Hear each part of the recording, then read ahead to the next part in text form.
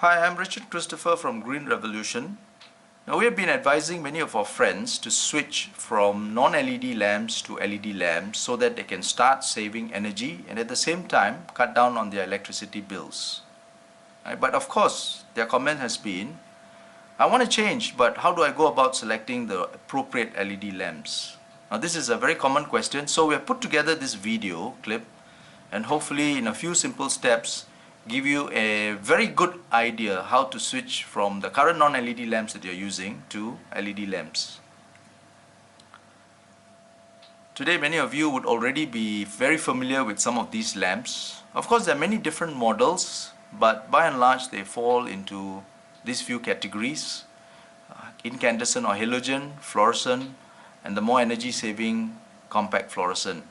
And you want to switch from one of these to LED lamps. So first of all, you need to get an idea of how much light output you can get for every watt that is consumed.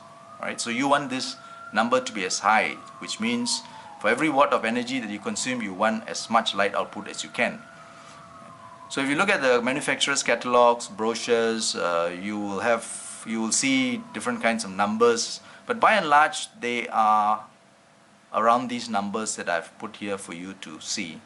So for example, incandescent or halogen could be 10 to 30 lumens per watt, 40 to 60 lumens per watt for fluorescent, 50 to 70 for compact fluorescent, and 80 to 100 lumens per watt for LED. So the number gets higher. The higher the number, the better it is, because you're really going to save a lot of energy if you move from somewhere here to somewhere there. Now of course we have to assume that you already are using some of these lights in your place of residence or work and you are happy with the current level of brightness. So if you make that assumption, then this is another guide. So all that numbers, we have sort of brought it down even further to a very simple ratio that you can use. So for example, incandescent 7 to 1, halogen 4 to 1, fluorescent 2 to 1. 2 to 1 means it's about half. So if you're using 40 watt fluorescent, you use about 20 watt LED and so on. So once you have this guide, then you can move on to the third step, which is really to do some very simple calculations. So for example, if you're already using 10 60 watt incandescent lamps in your space, then the total amount of watts that you're consuming is 600 watts. Alright, so assuming that you want a similar level of brightness, you're quite happy with it, then using this ratio of 7:1, you take 600, you divide by 7, you get 86 watts. In other words, if you move from here consuming 600 watts to here LED consuming 86 watts, you already start saving energy. And then you want to know what is the size of lamp that you wish to use.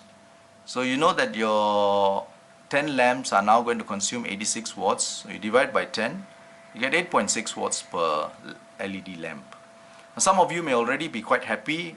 You're not very wrong. If you're happy with the 8.6, which means you select something like 9 watts, you're already good to go.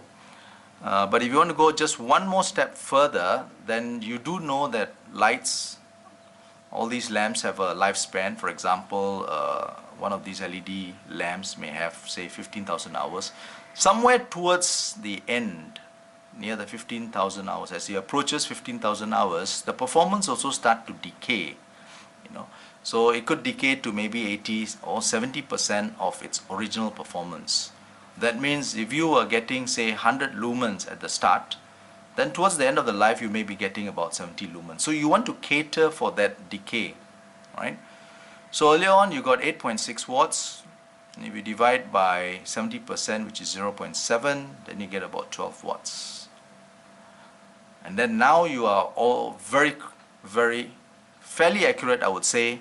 So which means you want to convert from a 60 watt incandescent bulb to a 12 watt LED bulb. And what do you get? You get 48 watts of energy savings. That's 80% reduction from 60 watts to 12 watts instantly. And of course you save also on the electricity bills. Alright. So for those of you who already have existing lamps, you want to switch to LED lamps, these are the 4 steps. There is a 5th step, and these are for those who have this particular question, which is, but I have a new place. So what do I do?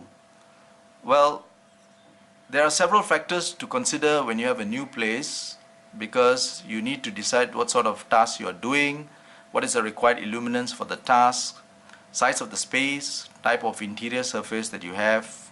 Is it dark ceiling, dark walls, bright walls, what sort of flooring? And then the type of LED lamps to be used. So a few more steps that need to be considered. These require some calculations. You also need some data from the lamp manufacturers. So the best bet is to contact us and have a chat about the next few steps that you can take. And you can contact us at these contact points. Thank you, and I hope you have found this video useful.